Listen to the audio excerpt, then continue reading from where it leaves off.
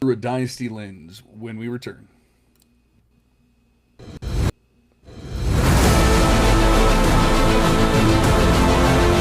Welcome to the Devy Devotional Podcast, a show devoted to college prospect evaluation with a fantasy football focus.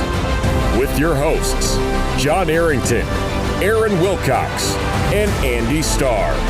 This podcast brings you actionable strategies and player-driven analysis for your Devy, C2C, and Dynasty leagues. Let's dive in.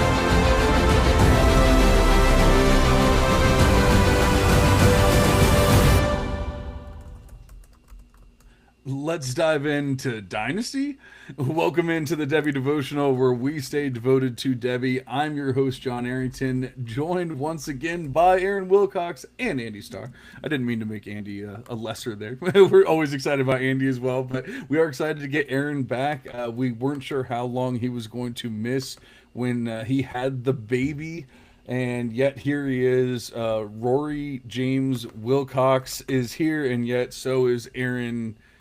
We'll call him also James Wilcox. This senior is here as well. So we're happy to have Aaron back. And we just lost Andy. He got mad at me for making him the lesser host there. But Aaron, while we're waiting for Andy to return, how is fatherhood?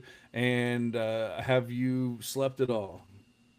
Things are pretty good. No, not a lot of sleep. I will be honest. So for the folks out there who are like, did Aaron just mess up a name or something little like that? Hey, bear with me here. But I'm excited to be back. You guys did a fun podcast I know last week, going over some of our hot takes, which hit, which did not hit from this year. We had some fun ones and definitely some successes there, along with the other stuff. So it's been fun to see over the last couple days. Rumors that Darian Mensah, for example, quarterback at Duke, may be declaring a part of this class. Maybe we will get into that later, because I thought it'd be really fun to discuss with both you and Andy, John, that the NFL side, it's so important in our Devy leagues, our C2C leagues. Of course, in Dynasty, that is the only focus, besides the incoming rookies, which we'll also talk about tonight. So I think it's a great way just to talk as we're getting into the NFL playoffs. I think Andy and I play each other in a league in the DevyU, I want to say, in the NFL side playoffs this week, unless that gets reseeded. And I might be playing John somewhere because I'm in a bunch of leagues with him too. It's that time of the year for the NFL. It absolutely is, and it's important to look at the dynasty lens. We're going to be switching over to rookies very soon. That's what everyone's going to be doing, especially closer to the beginning of the year. You switch over to focusing on rookies for what, 4 to 5 months, something to that effect. And so, I think it's important to look at the NFL part, the dynasty part of things before you even get to that, because you have to start asking yourself questions, whether it's C2C, whether it's just strictly, a normal Devy league going into a dynasty, or, whatever it might be. If you're just a football fan and talking about, where these players might land and things like that. So there's a lot that we will talk about: landing spots, potential landing spots, the players who will or can be coming out, some Senior Bowl talk, some Shrine Bowl talk, stuff like that. We'll get into a little bit of everything today. Andy, it looks like we have you back. Can you hear us? Can you see us? Is everything good? Yeah, I think you must have hit a button or something, because it definitely wasn't my fault. I don't know what you did. All of a sudden, right in the intro, all of my audio cut out. But everything's good now. So just don't let that happen again. But other than that, yeah, everything's great over here. Perfect. All right. Well, Aaron, you basically came up with this while you were not sleeping. So, so why don't you start us out here and say, what is the most important thing for you, or what are you thinking about when it comes to these players moving on to the NFL and things of that nature? Yes, and you are right that I was probably thinking of these things at 2 a.m. or whenever I was getting up, and I was putting together some things that we just need to discuss. And I always like to take a broad look and see what is the NFL landscape looking like at each position, and then from there, we'll start adding in these rookies, these guys coming over from the college side, which is always exciting. But at the baseline, like we need to have a good understanding. What is this dynasty landscape going to look like? Not just this season, right? Because we get so focused, what is happening right now, but taking that broader look and saying, which guys are free agents next year, which guys are likely to retire, move on, be replaced, whatever the case is, or coming back from injury perhaps. So I am curious, what do you guys think the landscape looks like at each position? Maybe it could be quarterbacks, running backs. We can kind of rotate each position, but we could start with Andy here. How do you guys view the NFL landscape at these different positions?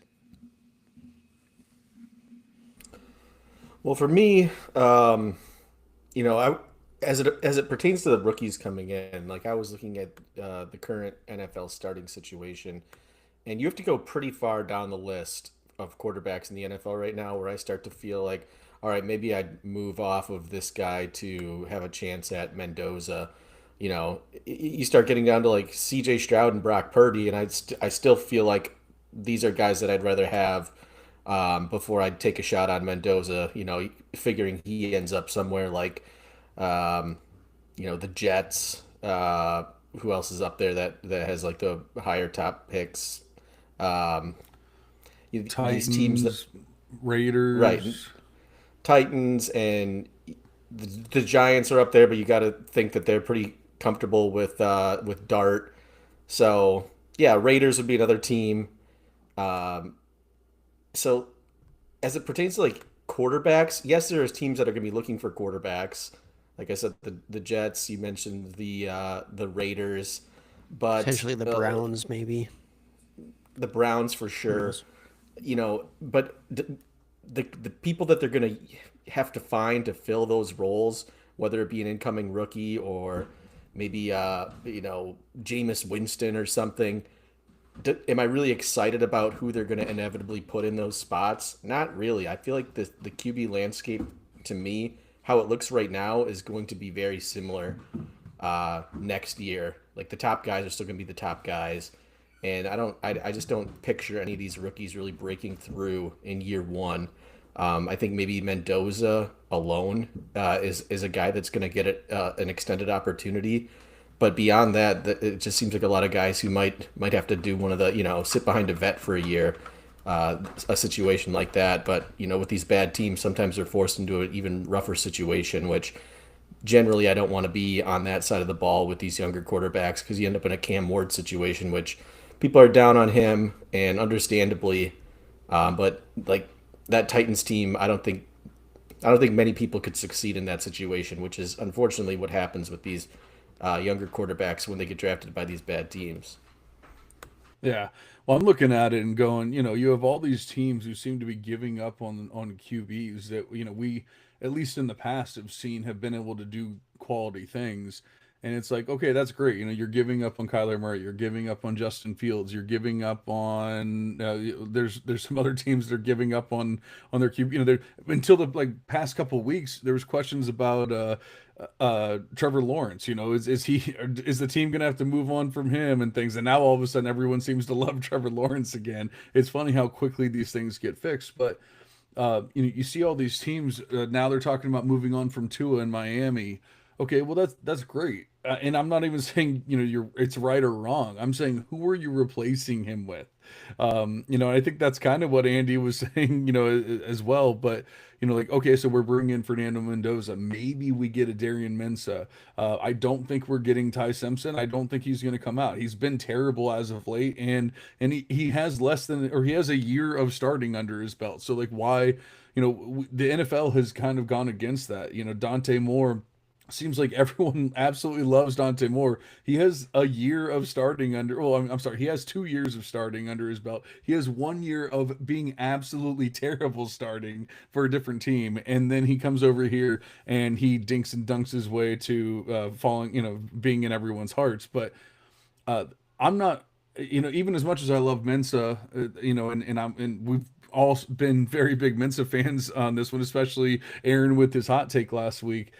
But I'm not sure that they're like any of these guys, Mendoza even, are ready to step in day one. So who are you replacing these guys with? And that's what I've always wondered. It's like, okay, everyone says that Kyler's days are done. Well, he has a giant contract, and who are you bringing in? Because you're going to replace him with Jacoby Brissett. Okay, you're losing by 20 points every single game. How's that working out for you? Like I just don't understand. It's so as far as answering the question is, I'd say it's pretty damn rough right now for QBs. And I don't know that anything's getting like magically fixed by, even if we get 4 or 5 guys in this draft class. I don't know that we're magically fixing any of the problems. Yeah, that's fair. And obviously, we have many high-end guys still in the league, right? The Josh Allens, the Mahomes, so he's coming off an injury for next year. Burrow, Lamar, Hurts, whatever you want to go down the list. And then we have all these young guys that are stepping up, which is exciting. But you're right, there are still some vacated rooms or teams at the NFL level where you're right. It's probably not getting fixed magically. We may see like a Mac Jones come in and become a starter next year somewhere. Who knows? Maybe a Kirk Cousins or somebody like that also fills in for a team that really is QB needy. But you're right. There is some opportunity there for these college guys to fill in and step up. Now, I'm curious about the running back landscape. And that is just so volatile year to year. We all know it. There are those studs who have been doing great work for years and years, like the McCaffreys, Jonathan Taylor, Saquon Barkley, Derrick Henrys. But we know that those guys, they're getting to the tail end of their careers, and they might have a few more years left. They might have a very steep fall off. We don't know. And there's obviously the studs, the Bijans, the Gibbs, and then some young guys coming up. But there's also many underwhelming starters out there. And there's room for college guys to step into roles. I'm thinking like Cardinals, Vikings, Giants, Cowboys, Panthers, Titans, Saints, Chiefs. Those are all the ones that I can think of right now. There's opportunity. What do you guys think, though, with the incoming rookies? Like, do you think that a lot of those spots are going to get filled? Is there quality? Is there depth in this class? Any big thoughts on that? Unfortunately, with the running backs, I've come to realize that these teams do not think the way that we think, and these teams do not like go for the ideal or the perfect fit most of the time. I mean, like maybe it happens once in a draft class. Devin Achan going over to Miami. It's like where else would it have made sense? Probably nowhere. Maybe San Fran. Like that. There's only a couple of spots that it could have really made sense, but he ends up in Miami. But then you look at like Zach Charbonnet and Kenneth Walker. Okay, well, it seems like the team would probably let Kenneth Walker walk away, from that he's not under contract next year. Okay, that's great, but what are they probably going to do? They're probably going to draft another running back just because they're like, oh well, we have to have another running back. So now they draft another running back, and are we in the same exact situation that we were in before? And then everyone's gonna say, oh well, like the Cowboys. We've been saying the Cowboys for how many years now? When did they draft a running back? They didn't. And the ones that they do get pushed up the boards. AKA Jaden Blue. Everyone thought Jaden Blue was going to be the savior this year, and I think there was someone even before that last year. I can't remember, that got drafted late, and everyone lost their mind about. But it's like, like, unfortunately, these teams don't care. Look at the Jets when they drafted, they had Brees Hall, then they drafted Braylon Allen, then they drafted Isaiah, whatever his name is. I want to say Isaiah Williams, but that's not right. And it's just like, is Isaiah Thomas? Is that right? But they just kept drafting Israel. running backs. Was it Abanaconda, right? Israel Abanaconda. Oh yeah, but they also drafted Israel Abanikanda, but there's another one, Isaiah something. I can't remember his damn name now. But like, that's what I'm saying. They just keep drafting running backs. So it's like some teams seem to care. Other teams are like, we'll get Javonte Williams in free agency. So I don't even know that it matters like what the actual landscape is, because we've seen bad teams, or like we've seen teams that we think should be competing that desperately need running back, not draft running backs, or draft really crappy running backs, and then it doesn't even matter. Like, and then unfortunately all those players get pushed up. Look at Devin Neal. People thought that Devin Neal was going to be the savior going to New Orleans, just because Alvin Kamara's getting older and blah blah blah, and like Devin Neal's not startable. Like he's not a quality running back. So I don't, like, just because someone goes to an open spot doesn't all of a sudden make them good at football. So unfortunately, we have to see who is good, where do they go, and that kind of thing. And even then, like you have guys like Quinshon Judkins goes to a terrible team in Cleveland, Well, he's barely startable. I mean, he's getting 2.1 yards per, yards per carry. Ashton Genty, everyone's favorite running back, except for the spot. All of a sudden he goes to Las Vegas and he looks like a G5 running back running for Las Vegas. So it's to answer your question.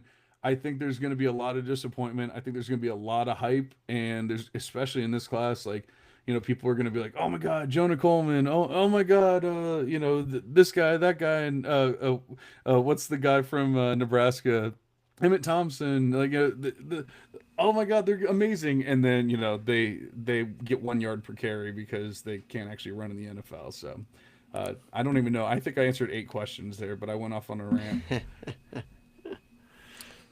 Yeah, I mean, well, I'll just give my thoughts on like the running back situation as a whole. There are some aging people. Derrick Henry probably sticks out as the most likely, and kind of has already shown that he's fallen off a little bit of a table to some extent. Um, and I also wanted to say that I did start Devin Neal in the playoffs last week, and he scored a touchdown. So unfortunately, he got hurt. So shout out Devin Neal. But no, to get back to the running backs, like you mentioned, last year Javonte Williams. Yeah, this year you've got even better free agent running backs than Javonte Williams. You've got Brees Hall. You've got Kenneth Walker. You've got Kenny Gainwell, who's been looking good. You've got Travis Etienne. All these guys are potential free agents. And then if you look at the incoming rookies, Jeremiah Love. And then who are you really excited about beyond that? Like you could say Jadarian Price, but is he on like a tier of talent that you would have felt comfortable with like a first round pick in rookie drafts, or even like an early second round pick in most other drafts? Probably not. Guy that I liked, Hollywood Smothers. I'm not convinced that he's even going to go pro this year. And he kind of fell off towards the end of the season too with some injuries and whatnot. Jonah Justice Coleman, another Haynes. guy that's kind of Justice Haynes, injury, but he would be another guy that could potentially fill a spot. But you got to think of like, where are these spots? Baltimore. John said Seattle's probably going to draft another running back. The Jets are probably going to draft. Do you even want the Jets running back? Like, is that even a position that is going to be valuable? We do draft for talent. You don't draft on what happens last year, or what the team looks like last year, because a guy like Brees Hall could still be successful on the Jets. So that's not something that you should be worried about. But when it comes to, like, you mentioned Ashton Genty, he goes to an awful situation at the Raiders, and he's not looked great. So I guess the takeaway is there are spots open. I don't know if there's enough talent to like fill any of them reliably. I think that you're just going to see a lot of shifting, with like the Travis Etiennes and the Brees Halls moving around, and then you'll get Jeremiah Love thrown in the mix, which is great. And then Justice Haynes, he's coming off an injury. I think it's not as serious as anything. It's not like an ACL or anything like that. It's just a foot injury, so he should be good to go for the combine and everything. But yeah, I'm not terribly excited for like the rookies coming into this running back landscape. I think it's going to be, you know, Rico Dowdle's another guy who's going to be a free agent who's had a kind of a renaissance year. Like teams are going to be like, let's just give Rico Dowdle, a nice easy contact, team friendly contract, and save our pick for somebody else, which might be the smart thing to do, honestly. So I think the running back landscape is just going to be more of a shuffling situation with a couple guys thrown in, and you're not going to see like Cam Scadaboo and the Bashal Tutons and these rookies getting early opportunities like we saw this year.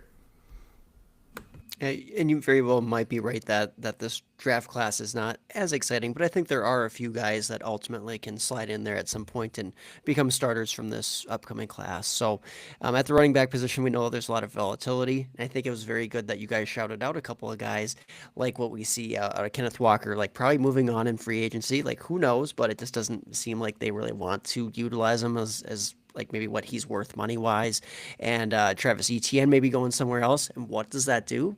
That provides opportunity for Bashal Tootin.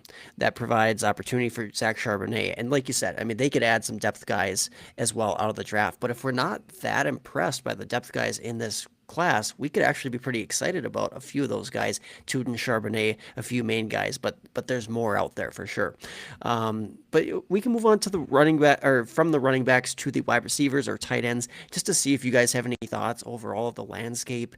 At the tight end position, I guess we are losing the Travis Kelsey potentially. Like we just don't know. I would think that George Kittle as well one of these years might not be this offseason where he retires, but I mean he is going to be 33. Like these guys are getting up there, even though they're good players. So any thoughts here, takeaways at the wide receiver or tight end position in the landscape at the NFL level?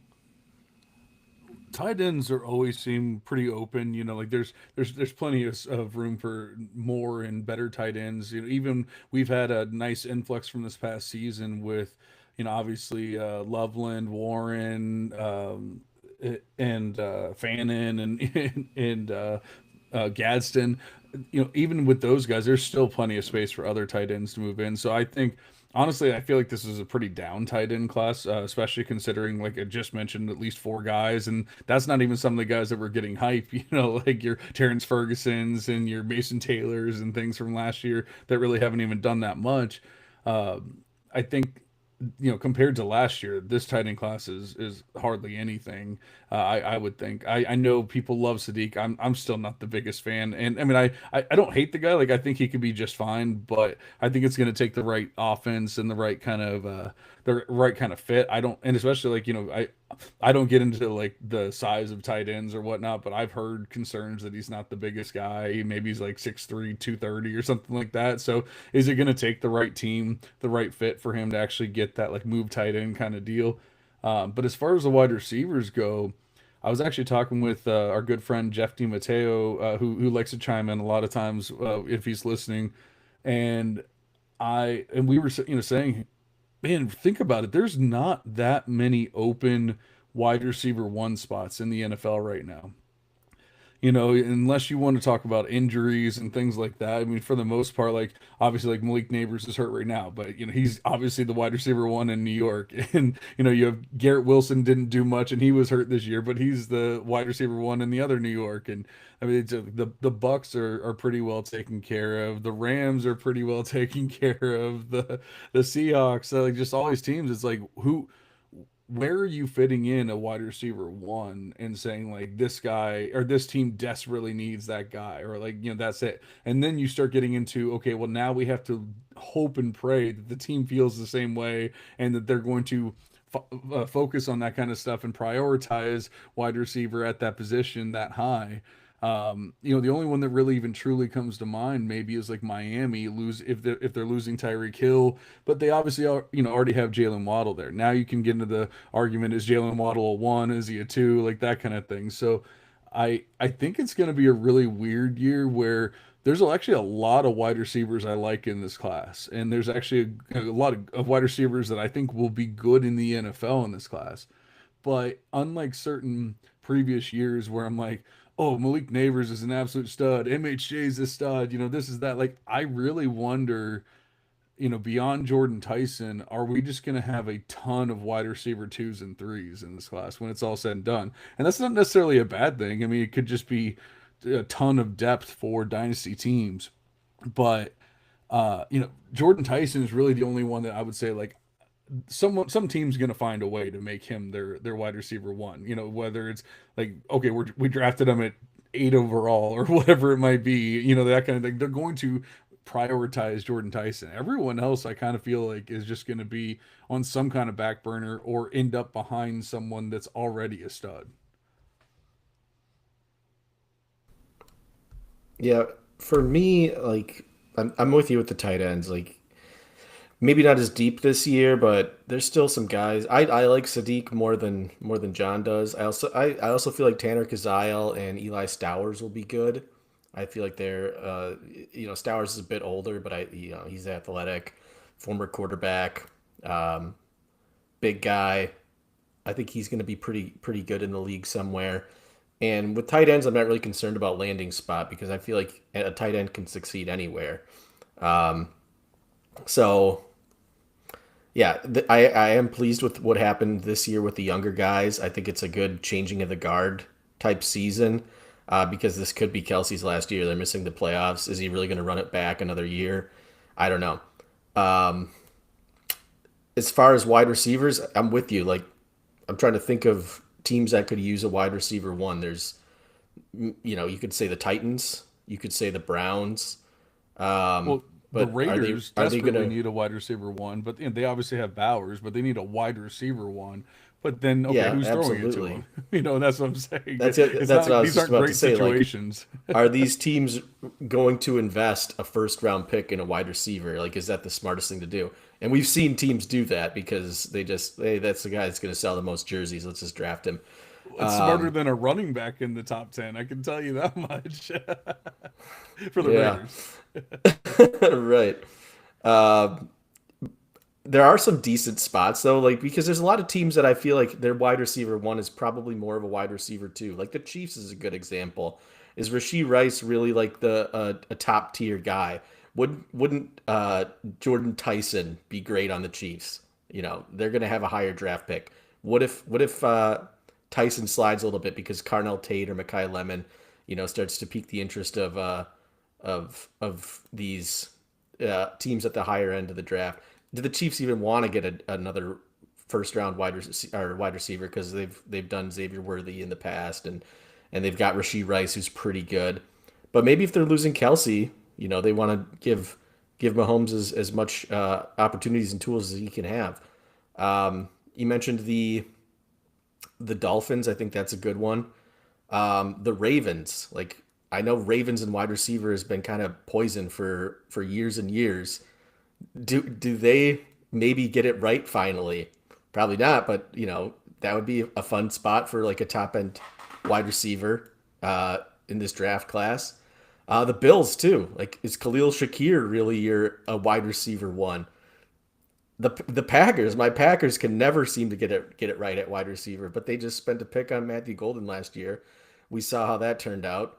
Um, and I think even the Bears, like the Bears, I don't think they have a true one right now either. They've kind of, I don't know what happened to DJ Moore this year. They're just not using him, but I don't think Adunze's it. I know there's a lot of hope for Luther Burden, but I think it's pretty evident that he's not a wide receiver one. He's your quintessential gadget player. Yeah, he's getting a ton of yards per route run, but that's just because they're throwing it to him behind the line of scrimmage every play. Um, so I think there's opportunities for some of these rookies, but the more I look at like who's coming out, I'm like, who's really who out of this draft class right now, besides Jordan Tyson and Carnell Tate, and I'll say Makai Lemon, who has already like declared that you can say is going to be a true wide receiver one on a team? I don't like anybody else beyond those three guys. Jace Brown just went back to school. I think Ian Strong's going to go back to school. I think probably um, your guy down at Auburn, I think he's going to go back to school. You Singleton. know, yeah, Singleton. McAllister's probably going to come out. Chris Bell just got injured. He probably would have been, based on how it's shaking out right now, like Chris Bell would have been near the top of my wide receiver ranks just because there's nobody else. Um, so it's tough to say like any of these guys are really, giving me a lot of confidence that they're gonna just come in and be the wide receiver one somewhere because as it stands right now, there's just not a lot of I think Elijah talent that Sarah I'm is seeing. probably my like kind of last one that I think could be a wide receiver one. Everyone else is definitely giving more depth or wide receiver two and beyond vibes. Even though there's players there that I'm excited about. Like I said, I think there's a lot of depth, which is nice. But the way that the NFL landscape is, the wide receiver landscape is right now, I think it's going to be, unfortunately, more wide receiver threes and things that we're going to be dealing with than, oh man, this guy just walks right in and I always I always pick on Lad McConkey, and it's not because I hate the player or anything like that, but it was just look at his situation. He went into a completely wide open situation, and he looked like an absolute stud for 8 games or whatever it was. And then all of a sudden, they start drafting around him and bringing in other players, and then you go, "Oh, he's a wide receiver 3." Like that's what happens. So I feel like we're going to get a lot of that. Even players that we like are probably going to end up being like, a low end wide receiver 2, high end wide receiver 3 kind of deal. Yeah, and John has provided words of wisdom in the past, like don't fall for like the Michael Wilsons, like, oh, this guy's an absolute superstar in the league because he gets heavily targeted for a stretch of 4, 5, 6 games and puts up some nice numbers, but it's just being force fed. Like we see that, what was it, Travis Fulgham, like years ago? Do you guys remember that? Like he went off and people were paying like early second round picks for him, and then he just went back to like practice squad, like just nothing at all. And there's that every year. So yes, we do have to be a little bit careful to make sure like the profile is actually something. Like, what has this guy been doing for the last 4 years at the NFL practice squads or whatever prior to this huge breakout? So there's a lot of I think context into it. with Fulgham, that one was hilarious because that was when I was still doing Dynasty pods. I was still doing NFL focused pods and things. We were doing, start and sit and all that kind of stuff. And, week 1, it was like, all right, it was the fluke. Week 2, okay, it's a fluke, guys. It's a fluke. Week 3, 4, 5, 6. I said, all right, if he does it a 7th week in a row, I'm just gonna throw in the towel and I'm gonna say he's real. And he does it on the 7th week, and I'm like, all right, he's real. And I threw in the towel. I'm like, he's real. You got to believe in him. And literally the next week, he went back to turned back into a pumpkin. So I'm like, even I'm usually pretty good about that kind of stuff. And I was completely out on that one. But it's like 7 straight weeks. Like, how do you? But you really do have to stick to your guns sometimes with like, is he a talented wide receiver? Yes or no? And yeah, with Michael Wilson, please don't fall for that trap. Yeah, that's fair. And there's some opposite cases of guys who have broken out and like, oh, don't fall for the Puka Nakuas, right? The profile was not the most clean and this and that. Well, he ended up being a stud. So there are obviously those cases where it can happen. But just to add a little bit to the wide receiver discussion, even though there are not that many maybe wide receiver 1 positions open, like you guys said, there's only so many guys coming out in this class who profile as potential alphas or lead type of receivers for an NFL franchise. And I think you guys touched on the top couple of guys. You got Jordan Tyson, you got Carnell Tate. I would like to also lump in Mekhi Lemon for sure. But yeah, there's other guys then who can make an impact. Ultimately, when we are talking about wide receiver 1 opportunities too, I don't know if you guys even mentioned like Patriots, 49ers, and then Browns. That's kind of yucky, right? Let's send some guy that we don't like to the Browns from this draft class. But I am curious, like Casey Concepcion, he's probably going to declare here. We don't know, like they're in the playoffs, so who could predict if he's actually going to come out? I'm not sure. Same with like Deuce Robinson. He's not in the playoffs, but like, is he going to come back, declare? We'll see. But you go down the list and you start getting excited. Like John mentioned, there's a lot of intrigue there at Indiana for Elijah Surratt. Well, Surratt's cool, but he also has another wide receiver on the same team, Omar Cooper, who could slot in very well as like a wide receiver 2 at the NFL level. Maybe he's more of that complimentary guy, like a T. Higgins has been to a Jamar Chase. I'm not saying like Omar Cooper is going to be this stud. He hasn't really shown quite that level of dominance, but he's shown he's a pretty good prospect too. So there might be quite a few of those guys coming out this class, but there's a lot of depth to it, and we'll get into that in a future episode. But it's nice just to give an overall idea. Like there's quite a bit of wide receivers here, even if they're not the elite guys. We only get so many elite guys out of every class anyways. It's at least comforting to hear there's some depth there. There's quite a few names, and there's more dominoes to fall. Like we're very early into the process of these guys declaring. There's still quite a few teams in the hunt, and we'll see who ends up coming out. The Senior Bowl, the Shrine Bowl, the invitations and accepted invitations, I should say, have been starting to come in now. So we'll provide some updates in the coming weeks on that too. I was like, man, why did I forget about the Patriots? And I'm like, oh wait, when was the last time the Patriots drafted any kind of good wide receiver? That's why. And and Andy was talking about the Bills. Like The Bills have an offensive coordinator problem, and I can't remember his damn name right now. But he like they have a problem with that. They don't need a wide receiver one with the way that they're doing things. Like I don't. You could bring in. I honestly think you could bring in Randy Moss, and it wouldn't matter right now.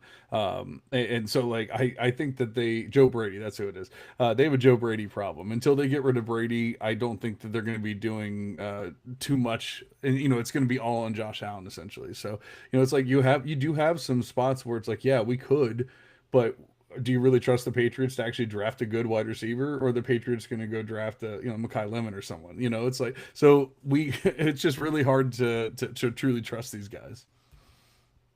Yeah, I get that with the trust, but at the same time, I kind of trust Josh Allen to find like a playmaker who's consistently good. He just hasn't had that recently, right? Keon Coleman is not it. He is definitely not that. Or same thing when you go to the Patriots. Like I just think it's been poor drafting for sure, poor identification of players, but at the same time, Drake May he can elevate a solid guy if they can just spend up and draft a guy early on. So no guarantees it will happen. But I'm curious how you guys are approaching in your dynasty leagues rookie picks this season. And it's early. I know we don't have the full list of guys who's declared, but we have a good idea. And are you guys doing anything specific as far as trading away ranges of that dynasty rookie draft ranges, I guess? Are you guys trading for 2027 future picks? What are you guys doing? And I guess to preface this, I personally don't really love the picks after 105 in this upcoming rookie draft. I'm making some moves according to that, based on that. But I'm curious how you guys are approaching that. First, maybe we can go with Andy. I'm not really. I'm with you. I think 105. Some might argue 106 is a cutoff. I'm probably more of a 104 guy, honestly. But if I'm making a trade, like let's say I'm on a team that's not going anywhere for 3 years, and I've got Saquon Barkley, I'm trying to get a first for him this year. Uh, Not necessarily a 2026 first. I'm just saying I'm trying to get a first for him this season before we get to the off season. And I did do that in one of my leagues. It ended up being a 2027 first on a contender, so probably a good chance that ends up being late. But then I got a 2026 second added into that, which I would, as with every year, I feel like stockpiling seconds and maybe even more so thirds is the way to go if you're trying to rebuild, because the difference between the hit rates in the seconds and the thirds is not as big as everyone might think it is. And if your process is right, you can hit on 40 to 50% of your third round picks if you're doing things correctly. So getting those thirds and fourths added in is always what I try and tell people, because it's just another dart throw. If you get as many as you can in those rounds, because some of them are going to hit, and that's what you got to do. That's why we play the game. But as far as like trading and strategy, I don't. I guess the cutoff is a good thing to talk about, but beyond that, like a first is a first. Like even those 108s and 109s, you're still going to get a good player at those spots. Whether or not you want to move a certain player is kind of up to you and your own discretion. Generally speaking, you're moving these older players for those picks if at all possible. Yeah, I think this year is going to be the kind of year where everyone's going to kind of have their own opinion. Everyone's going to have differing opinions. This is not going to be that consensus, clear-cut draft where everyone just goes, "Oh, well, that guy's gone. Now we take the next guy."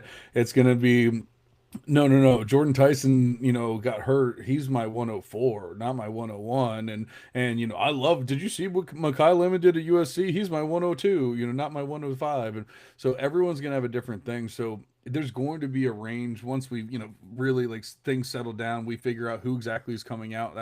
We're gonna figure out a range. And maybe if you're a 106, 107, 108, maybe you try to get to that 105 or 104 and try and just see who falls, because it could be Mendoza, it could be Jeremiah Love, it could be Jordan Tyson. Like someone's gonna fall, because people are going to have insane, valuations for some of these players, and you never know. And it's that kind of year, where, like in the past, you got like a Garrett Wilson later than you thought you were going to be able to, and things like players like that, where it's like, oh wow, I didn't even think I had a chance of getting him, but by moving up a couple spots.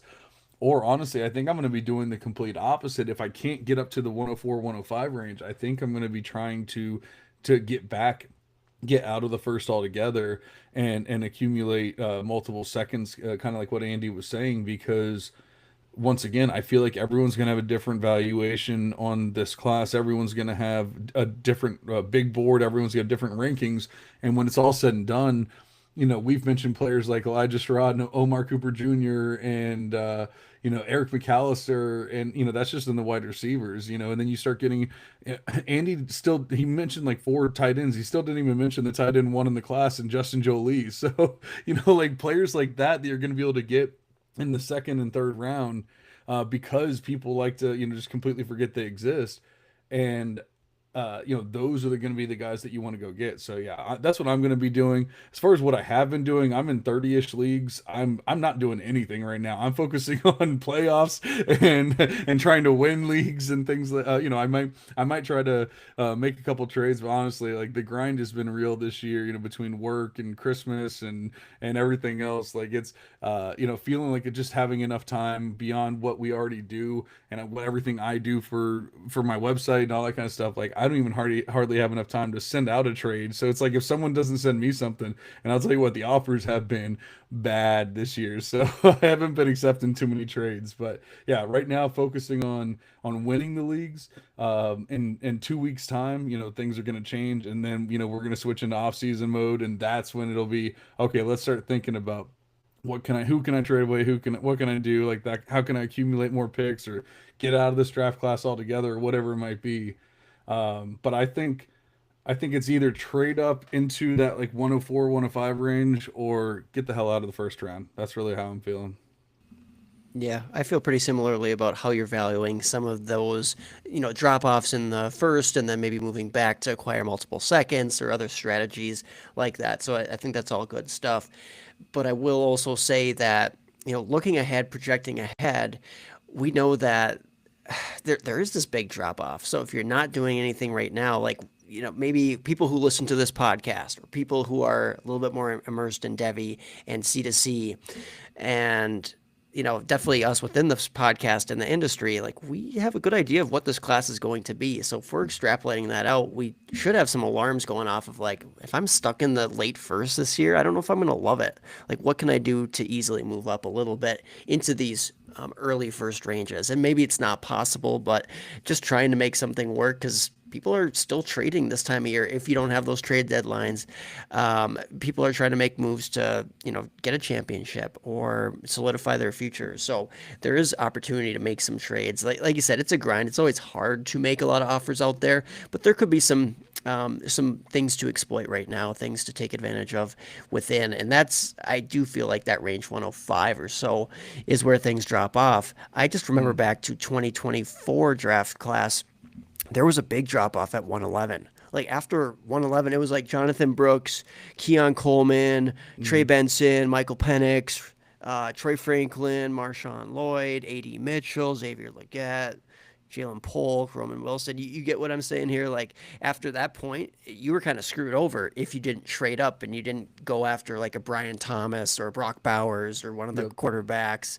Like you really had a big drop off, and it's nice to be able to see and try to predict where that drop off is going to be.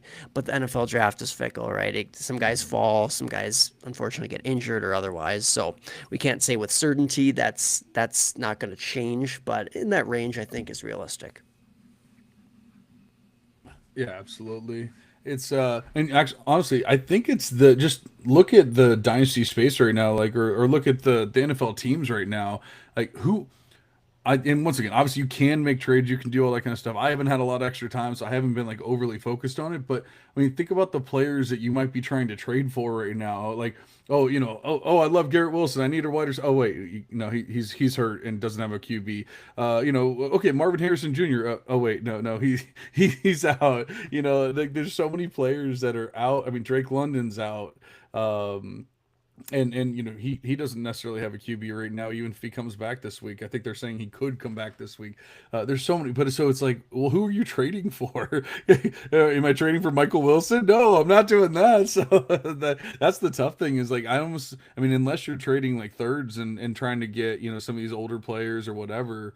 I don't even know who exactly you're trading for. So when you're sending first, I honestly all year long, and I got Darren Waller last night in a league. I Darren Waller's been getting what 4 points a week, something like that, the past like 3 or 4 weeks, and dude needed like I think 18 points out of Darren Waller to beat me. Well, he got 24, so he ended up beating me. And I'm sitting there going, well, could I have? I never traded my first. Not only did I not trade my first, I have the 101 from another guy in the league. So I have my first and I have the 101. Now I tried to trade earlier in the season, but no one wanted to give me 101 value, even though I knew I had the 101. No one wanted to give me anywhere remotely close to it. So I'm like, all right, so I just got to sit on it. Okay, well now I got knocked out in the first round of the playoffs. Am I mad? Of course I'm mad, but I have my first, I have the 101, and I have a couple seconds and things like that. So I'm like, I'm not overly mad about it. But then I think, like, who could I have traded that 101 for to teams that weren't competing, or that were willing to give it up? I don't even know that I can think of something off the top of my head right now that someone was actually willing to part with for that 101. So I feel like this year you're almost just kind of stuck. Like, hey, what you got is what you got, unless you're talking about like minor trades here and there. But for the most part, like, I feel it was just like, did you get screwed by injury? Did you, did you not? That's kind of how how you landed. Yes, yes. And if people are in the playoffs, so they need a guy like you want to ship off, they need a flex position, and you want to ship off a Debo Samuel or a Kenny Gainwell or something like that, and then move up a few spots in the first, that's where you pounce. That's where you take advantage and try to make something work creatively. Because, like you said, the one-on-one picks, I'm going to swap this player for that first. It's always a hard one to make. But yeah, no, that's good insight there. I am curious if you guys have any like obvious buys sells. Not that we're making this into a purely like buy sell episode, but on the NFL side, are there maybe screaming opportunities out there to get off on a guy, like get out on a guy who's going off this season, like the Michael Wilsons? I guess maybe we all agree that it could be a good sell window for him. Maybe other buys. What do you guys think? I think if Drake London's able to come back and do anything, I'm gonna try and use that to sell. I think I only have one or two left of him, and it's not that I don't like the player. I'm not a Michael Penix fan. The Falcons got rid of their first for the next couple of years. Like, I think it's gonna get really bad before it gets better in Atlanta. And so I could see things getting really bad for Michael Penix Jr. and Drake London. So if he's able to come back and get healthy, or you say, hey, he's back, and you're able to make that trade in the playoffs, like, I think I'd be selling London, assuming that you're getting the right price. If they're like, oh, he was just hurt and things, and that's not it. I'm talking about like if he's getting hyped like he was before, if you're able to get the prices you were able to before, then sell him. Obviously, your Michael Wilsons, players like that. But like I said, there's so many injured players, so many hurt quarterbacks and things. Like, I don't even know where to begin as far as like buys. And I mean, honestly, I've mentioned his name like 20 times, but I think Garrett Wilson's always going to be a buy. It's just going to be is the person willing to part with them because they don't have a QB or whatever it might be. It's like Garrett Wilson's still Garrett Wilson. I mean, this was just an absolute like worst case scenario of a season for him. So I'd be trying to buy him. I think I'd be trying to buy MHJ as well. If people are like, hey, Michael Wilson's the future, then okay, I'm buying MHJ. But I think it's those stud wide receivers that people have kind of started to give up on.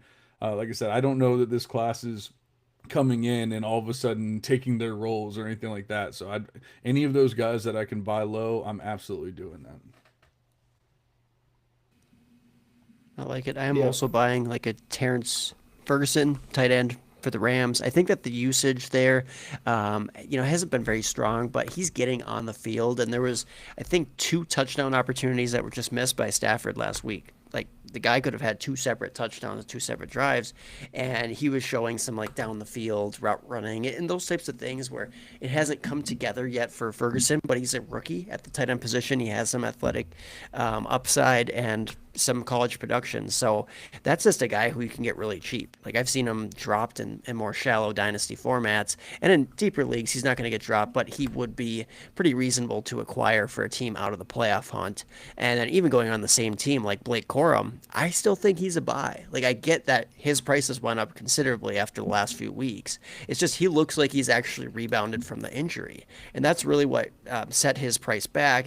He wasn't really getting on the field. He wasn't that efficient. And then now he's showing like, okay, he has some juice left. And I don't know how much juice that Kyron Williams has. That's going to suppress the price for Corum. Just the fact that Williams is locked in there. He has a contract to play for the Rams here for the next few years, I believe. I don't know if there's a lot of easy ways to get out, but I think his efficiency continues to decline with time, and Blake Corum, just a little bit younger, more fresh. I'm not saying he's going to be a RB1, but think of him like as a handcuff, but with a lot of upside. Definitely. And then also just some baseline value as like a flex play on a week-to-week basis, especially with the appropriate matchups. So I think Blake Corum, Terrence Ferguson are going to be pretty good buys there. Thankfully, Matthew Stafford has stayed healthy, so it seems like, okay, maybe he's going to keep playing at a high level. I know there's always that concern there, though. Yeah, for me, I'm just looking at a couple of the running backs, and I think the 2 of the very highly ranked rookie running backs from this last season would be sell candidates for me.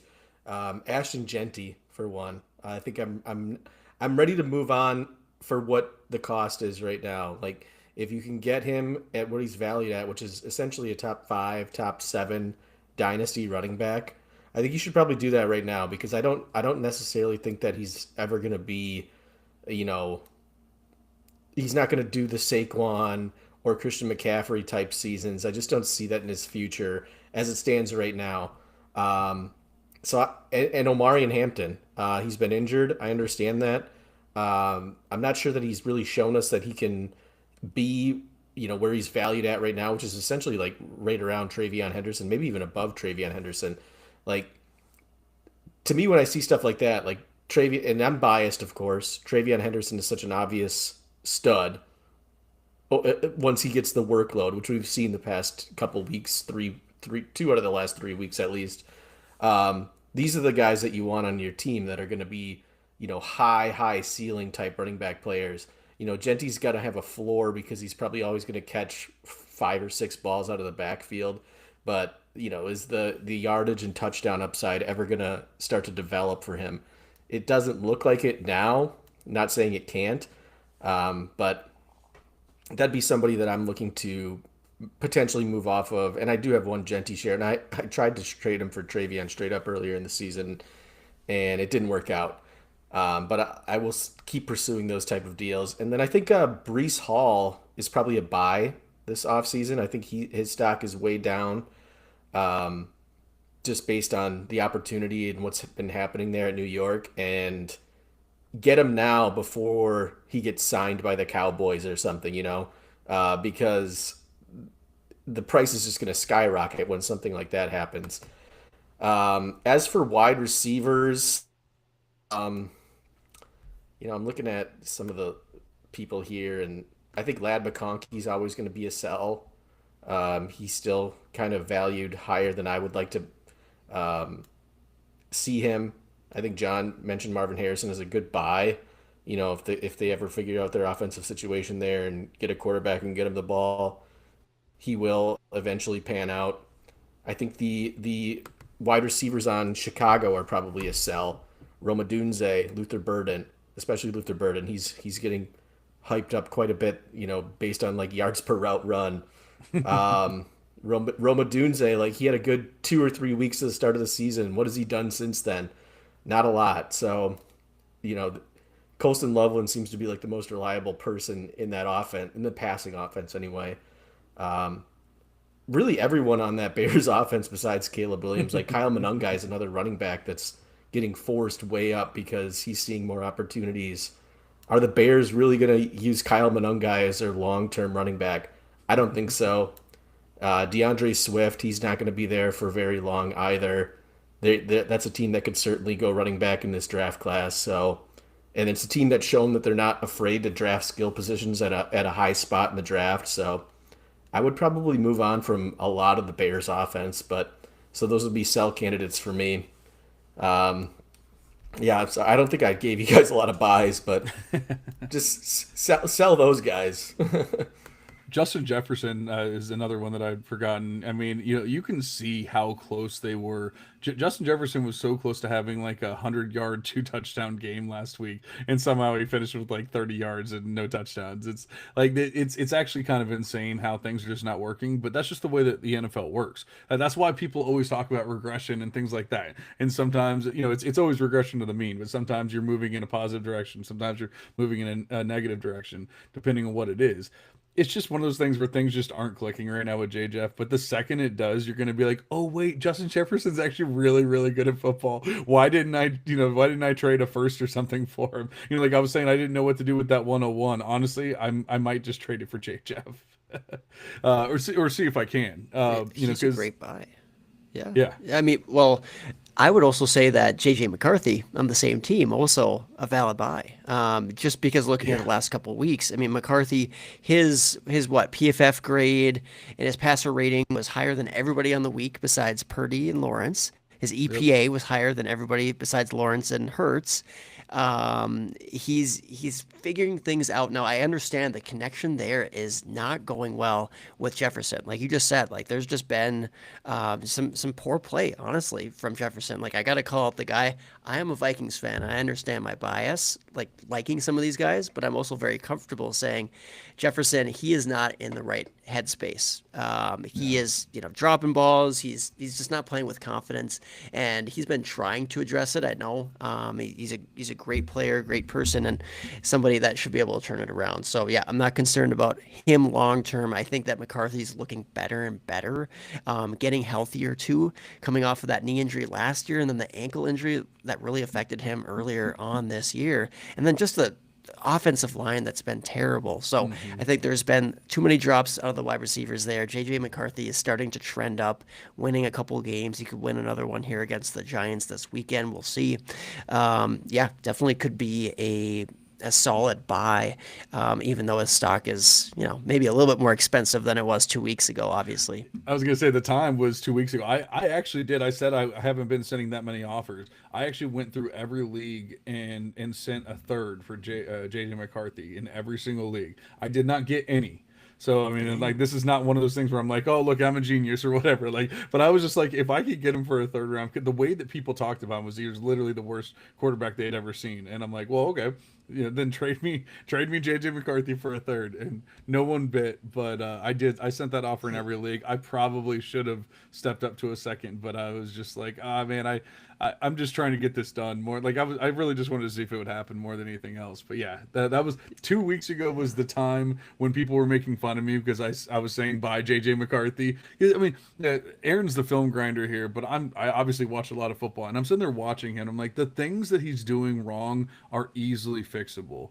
Whereas you look at other quarterbacks and you go, that's never going to work ever in the history in the NFL. Like the things that McCarthy's doing, like just take, add a little touch to the pass, take a little bit off the ball, like things like that. Like those are fixable things. But you can't change or fix accuracy.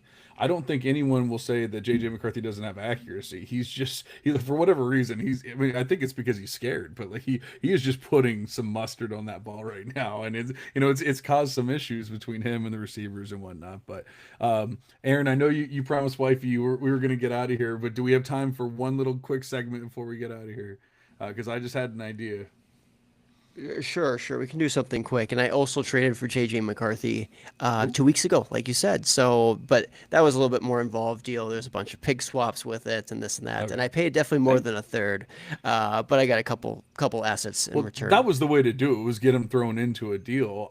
Yeah. I was trying to just do stuff on the fly, and so I threw a bunch of thirds at people, and like I said, it did not work out. So sometimes you do that and it works, sometimes you don't, and it doesn't. But what I wanted to talk about, well, Andy kind of like lit a light bulb in my head, was where he was talking about Ashton Genty and Omarion Hampton and like all these guys. And last year we were so dead focused on uh, Tet McMillan is the 101. That was our 101 throughout the entire season, the entire off season, all that kind of stuff. Then consensus comes around. Ashton Genty is the clear cut 101, generational talent, blah blah blah. Okay, well, we knew that we loved Trevion Henderson. Okay, like Trevion Henderson is at the very least our RB2. No. You got to put Amarian Hampton above him. You got to put Quinshon Judkins above him. You got to do this and that. And, going back to what we were saying about like trading up and trading around in the first round and all that kind of stuff. Like, think about last year was a lot more clear cut in how everyone kind of felt, like consensus felt. This year is going to be so much more ambiguous of how people are going to feel about these players. But last year, you were able to get steals in Trevion Henderson and Tet McMillan. I got Tet McMillan at like 105 in leagues because people said that he was too slow to be a wide receiver one. The Emeka Egbuka was forgotten about because of being buried in the Bucks, and obviously he's had an up and down season. But I don't think that anyone believes that Emeka Egbuka is not a talented wide receiver at this point. But think about the players that got pushed up above those guys, and that's what's about to happen right now. So we're sitting here talking about, we love Jeremiah Love, we love Jordan Tyson, we love Carnell Tate, we love these players, and then all of a sudden you're going to hear about all these other guys and they're going to get pushed up. Okay, that's fine. Trade behind those guys and go get your Tet McMillans, go get your those kind of players, because you can get steals every single year. It's just focusing on which players are getting hyped just because, and which players have been there all along. And I think, if you listen to us, we've done a good job of teaching everyone or showing everyone these players have been here all along. Jordan Tyson has been a stud for 3 seasons now. Now, one of those he missed, but he's been a stud for years now.